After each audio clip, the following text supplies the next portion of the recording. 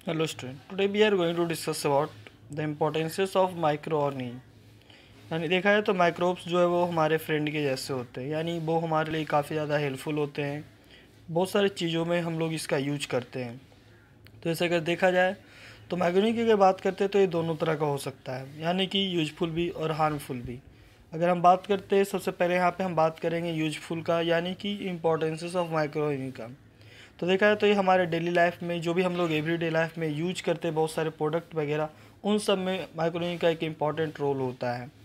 तो अभी देखा है तो सबसे पहले अगर हम बात करते हैं कर्ड, दही जनरल हम लोग रोज़ खाते ही है। तो दही में अगर देखा है तो दही का जो बनना होता है या दही जो बनता है उसमें माइक्रोऑर्गेनिज्म का एक इम्पॉर्टेंट रोल है। अगर बात करते हैं हम लोग कर्ड का, तो कर्ड बनता जो है वो मिल्क से बनता है। अब मिल्क में जो प्रोटीन होता है उसको हम लोग बोलते हैं केसीन प्रोटीन। और ये केसीन प्रोटीन जो होता है ये कोगुलेट होता है, यानी जमा होता है, और यही जमा होकर के कर्ड का फॉर्मेशन करता है। तो बात करते हैं कि जो केसीन प्रोटीन है वो कोगुलेट कैसे हुआ, वो जमा कैसे। तो यहाँ पे जो जमता है या जो कोगुलेट होता है वो होता है with the help of A bacteria, और उस बैक्टीरिया का नाम है लैक्टोबैसिलस। ये लैक्टोबैसिलस जो बैक्टीरिया होता है वो मिल्क के प्रोटीन यानी कि केसीन प्रोटीन के कोगुलेशन में यानी कि उसके जमने में हेल्प करता है। साथ साथ ये जो होता है, और जो जो प्रोटीन जो बनता है केसीन प्रोटीन जो कोगुलेट होकर के जो बनता है वो बनता है पाराकेसीन। पाराकेसीन एक बोल सकते हैं इनसॉल्युबल प्रोटीन है। केसीन जो है वो सॉल्युबल है जो मिल्क में होता है, और पाराकेसीन इनसॉल्युबल प्रोटीन है जो कर्ड में होता है। देखते जब दही जमता है तो दही में कुछ कुछ पानी अलग हो जाता है और जो वाइट पार्ट है वो अलग हो जाता है। तो जो वाइट पार्ट अलग हुआ वही हमारा पाराकेसीन होता है जो वाटर में इनसॉल्युबल है। फिर अगर देखा है तो जो लैक्टोबैसिलस बैक्टीरिया होता है ये क्या करता है, मिल्क को एसिडिक बना देता है, खट्टा बना देता है। और यही मिल्क जब खट्टा हो जाता है तो उसमें जो मिल्क में जो शुगर होता है उसको बोलते हैं लैक्टोज शुगर। और ये लैक्टोज शुगर जो होता है ये कन्वर्ट होता है लैक्टिक एसिड में, यानी दही में जो हमारा शुगर है वो है लैक्टिक एसिड के फॉर्म में।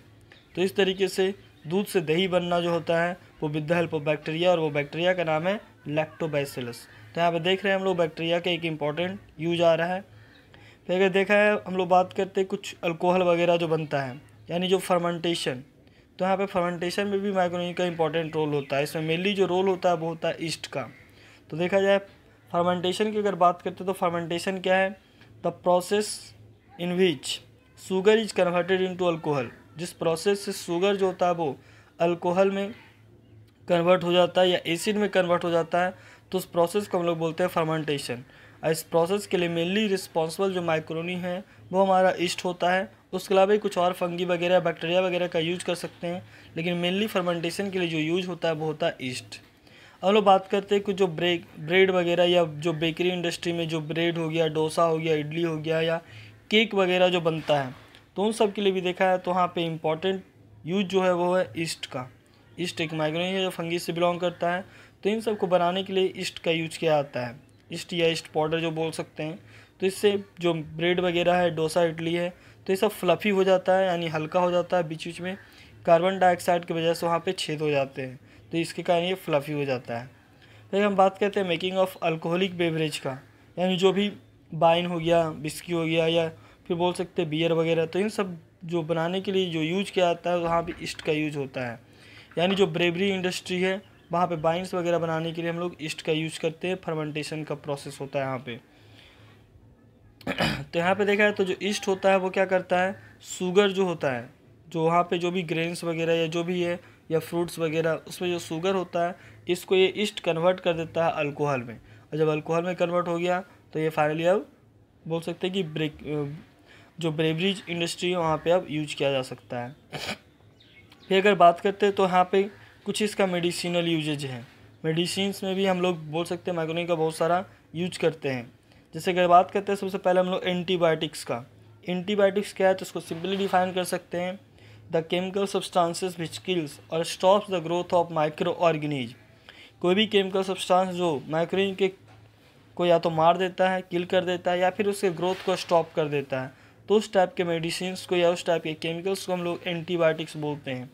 तो यहाँ पे देखा है तो एंटीबायोटिक्स में भी हम लोग कुछ माइक्रोनी का यानी कि फंगी और बैक्टीरिया का यूज करते हैं एंटीबायोटिक्स बनाने के लिए। तो यहाँ पे एंटीबायोटिक्स जो बोल सकते हैं कि बहुत सारे जो ह्यूमन डिजीजेज हैं उसको ट्रीट करने के लिए यूज कर सकते हैं, या फिर जो एनिमल्स वगैरह या कुछ कुछ प्लांट्स में भी जो डिजीजेज है बैक्टीरियल डिजीजेज उन सबको हम लोग ट्रीटमेंट के लिए, उन सब के ट्रीटमेंट के लिए हम लोग यूज करते हैं एंटीबायोटिक्स का। अगर बात करते हैं डिस्कवरी ऑफ एंटीबायोटिक्स का, तो यहाँ पे सबसे पहले जो डिस्कवर होने वाला एंटीबायोटिक्स था वो था पेनिसिलिन, और इसको डिस्कवर करने वाले साइंटिस्ट हैं अलेक्जेंडर फ्लेमिंग। इन्होंने डिस्कवर किया था सबसे पहले जो एंटीबायोटिक्स, उसका नाम रखा गया था पेनिसिलिन। और जो पेनिसिलिन जो ऑब्टेन किया गया था वो एक फंगस से ऑब्टेन किया गया था जिसको बोलते हैं पेनिसिलियम। तो इस तरीके से एंटीबायोटिक्स का डिस्कवरी हुआ था। उसके अलावा कुछ और भी एंटीबायोटिक्स हम लोग जनरल लाइफ में यूज करते हैं, वह स्ट्रेप्टोमाइसिन, टेरामाइसिन, तो ये सब कुछ अदर एंटीबायोटिक्स है। तो सिंपली बोल सकते हैं एंटीबायोटिक्स क्या है, तो वैसा केमिकल सब्सटेंस जो माइक्रोन के ग्रोथ को स्टॉप करता है या फिर उसको किल कर देता है, तो केमिकल सब्सटेंस को हम लोग एंटीबायोटिक्स बोल सकते हैं। तो फिर इसके अलावा और भी कुछ मेडिसिन में इसका यूज है, तो उसमें हमारा नेक्स्ट है वैक्सीन। वैक्सीन में देखा है तो यहाँ भी हम लोग वैक्सीन में भी हम लोग माइक्रोन का यूज करते हैं। वैक्सीन में बेसिकली इसको डिफाइन करना तो बोल सकते हैं a small dose of killed pathogen, या small dose of killed or inactive pathogen. ठीक है, इसमें बस हम लोग क्या करते हैं, एक छोटा सा डोज होता है, डोज मतलब बोल सकते हैं कि अमाउंट, जिसमें हम लोग किल्ड या इनएक्टिव पैथोजेन को लेते हैं, तो उसी स्मॉल डोज को हम लोग बोलते हैं वैक्सीन।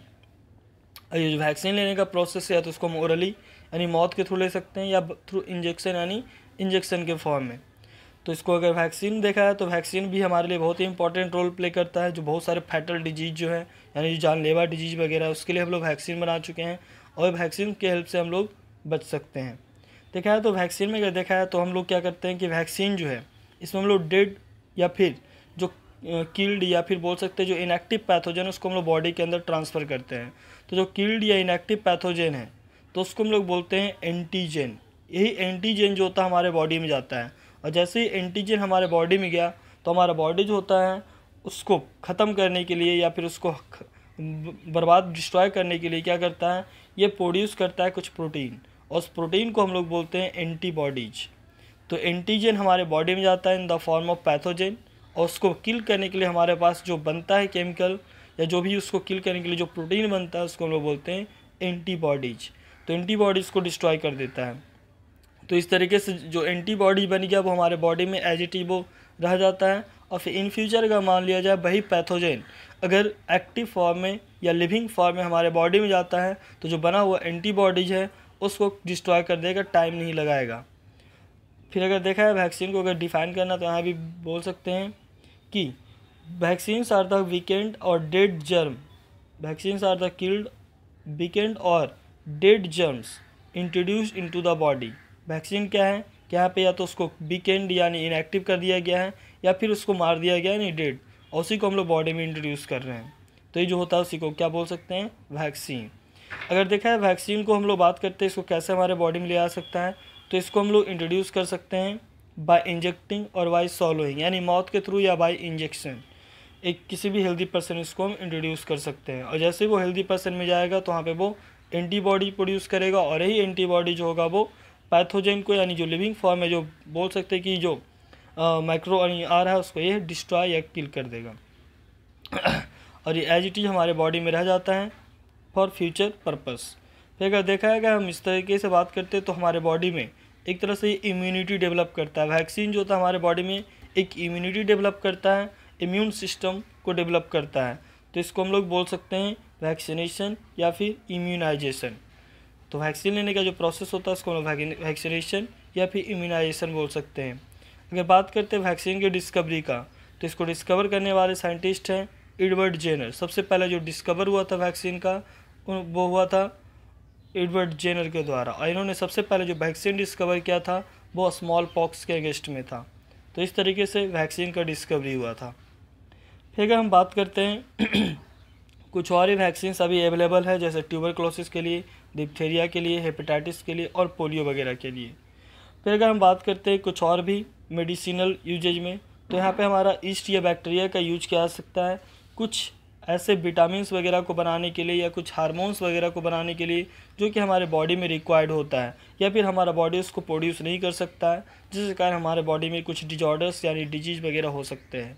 जैसे एक देखा जाए तो एक डिजीज़ है हमारा डायबिटीज़। डायबिटीज़ में क्या होता है, हमारा बॉडी या फिर जो पेशेंट का बॉडी है वो इंसुलिन प्रोड्यूस नहीं कर सकता है, तो उस कंडीशन में उसको बाहर से इंसुलिन प्रोवाइड किया जाता है, और जो बाहर से इंसुलिन प्रोवाइड किया जाएगा वो बनाया जाता है ईस्ट या बैक्टीरिया के हेल्प से। तो इस तरीके से इसका मेडिसिन में भी काफ़ी ज़्यादा यूजेज है।